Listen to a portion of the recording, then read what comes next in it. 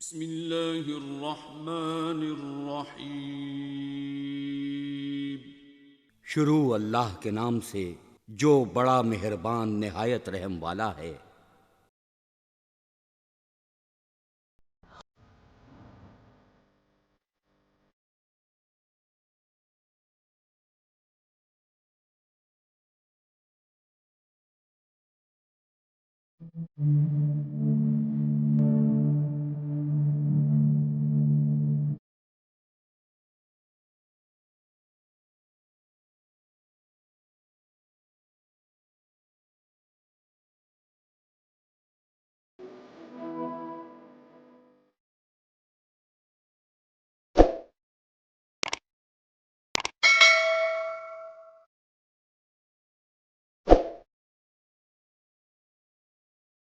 سورہ الانعام جسے مویشی بھی کہا جاتا ہے، یہ سورہ مبارکہ مویشی کے نام سے بھی جانی جاتی ہے کیونکہ اس سورہ مبارکہ میں جانوروں یعنی مویشیوں کی برکات پر بحث کی گئی ہے۔ اس میں اللہ تعالیٰ نے انسانیت کے رزق اور مشقت کے لیے مال برداری کے طور پر استعمال کیے جانے والے جانوروں کا ذکر موجود ہے۔ یہ اللہ کی طرف سے انعام یعنی اللہ کی شکر گزاری کے طور پر سمجھی جانے والی سورہ مبارکہ ہے، اس لیے اس سورہ مبارکہ کا نام الانعام رکھا گیا ہے۔ یہ قرآن مجید جو مسلمانوں کی مذہبی اور مقدس کتاب کا چھٹا باب یعنی چھٹی سورہ مبارکہ ہے۔ یہ سورہ مبارکہ 165 آیات پر مشتمل ہے اور یہ سورہ مبارکہ مکہ مکرمہ میں نازل ہوئی، اس لیے اس سورہ مبارکہ کو مکی سورہ بھی کہا جاتا ہے، یعنی یہ مکہ مکرمہ میں پیغمبر اسلام حضرت محمد مصطفیٰ صلی اللہ علیہ وآلہ وسلم کے مشن کے ابتدائی دور میں نازل ہوئی تھی۔ یہ سورہ مبارکہ ایمان، رہنمائی، توحید اور اخلاقیات کے موضوعات کے ایک بڑے مضمون کو بیان کرتی ہے۔ یہ سورہ مبارکہ اللہ کی وحدانیت یعنی توحید پر یقین رکھنے پر زور دیتی ہے اور اللہ کے ساتھ شرک کے عمل پر تنقید کرتی ہے، یعنی اللہ تعالیٰ کی واحد ذات عبادت کے لائق ہے، اس کے سوا کوئی عبادت کے لائق نہیں۔ یہ بتوں کی پوجا کے خلاف بات کرتی ہے۔ یہ بے جان چیزوں سے اللہ کی صفات کو منسوب کرنے جیسے مذاق کی کھل کر وضاحت کرتی ہے۔ اس سورہ مبارکہ یعنی سورہ الانعام میں بتایا گیا ہے کہ کس طرح اللہ حق کی تلاش کرنے والوں کی رہنمائی کرتا ہے اور کس طرح کچھ لوگ اپنے تکبر اور ضد کی وجہ سے جان بوجھ کر ہدایت سے منہ موڑ لیتے ہیں۔ اس میں کفر کے نتائج اور پیغام پہنچانے کے لیے رسولوں کی ذمہ داریوں پر بھی تفصیل سے بحث کی گئی ہے۔ اس سورہ مبارکہ یعنی سورہ الانعام میں مختلف انبیاء کی کہانیاں بیان کی گئی ہیں، جن میں حضرت ابراہیم علیہ السلام کی کہانی پر خصوصی توجہ دی گئی ہے۔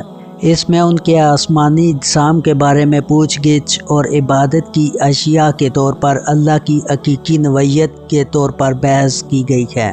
اس سورہ مبارکہ میں کائنات کی تخلیق، زندگی کے آثار اور قدرتی دنیا کو اللہ تعالیٰ کے وجود اور قدرت کی نشانیوں کے طور پر بیان کیا گیا ہے۔ یہ لوگوں کی حوصلہ افزائی کرتی ہے تاکہ وہ اپنے ایمان کو مضبوط کرنے کے ذریعے ان علامتوں پر غور کریں۔ اس سورہ مبارکہ میں جانوروں اور مویشیوں کی برکات پر تفصیل سے بحث کی گئی ہے، جو اللہ نے انسانیت کے لیے رزق کے لیے پیدا کیے ہیں اور حلال قرار دیے ہیں تاکہ تم ان کا گوشت کھاؤ اور اللہ کا شکر ادا کرو۔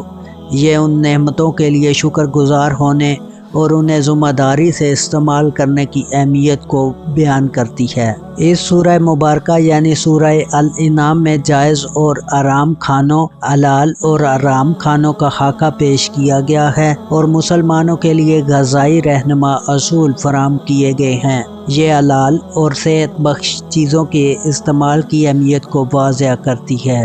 اس سورہ مبارکہ میں دوسروں کے ساتھ معاملات میں اخلاقی رویے، انصاف اور ایمانداری پر زور دیا گیا ہے۔ یہ سچی گواہی دینے والوں، وعدوں کو پورا کرنے اور دوسروں کے ساتھ منصفانہ سلوک قائم کرنے جیسے مسائل کو حل کرنے پر زور دیتی ہے۔ اس سورہ مبارکہ میں شرک اور بت پرستی کے خلاف منطقی دلائل پیش کرتی ہے۔ یہ اس تصور کو غلط ثابت کرتی ہے کہ بت اپنے پرستاروں کی طرف سے شفاعت کر سکتے ہیں اور اس بات پر زور دیتی ہے کہ معافی اور برکت دینے کا اختیار صرف اور صرف اللہ تعالیٰ کی ذات کے پاس ہی ہے۔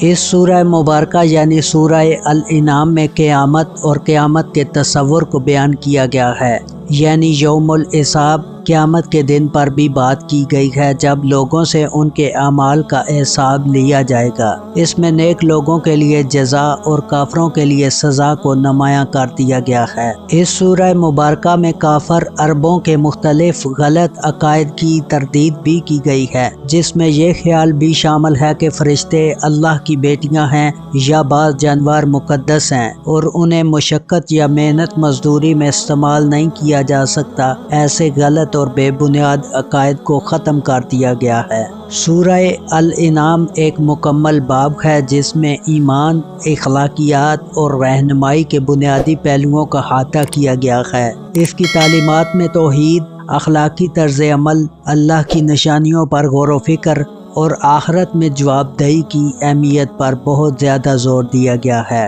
اللہ تعالیٰ سے دعا ہے کہ وہ ہمیں قرآن مجید کو پڑھنے، سمجھنے، اس پر عمل کرنے اور اسے دوسروں تک پہنچانے کی ہمت اور توفیق عطا فرمائے۔ آمین یا رب العالمین۔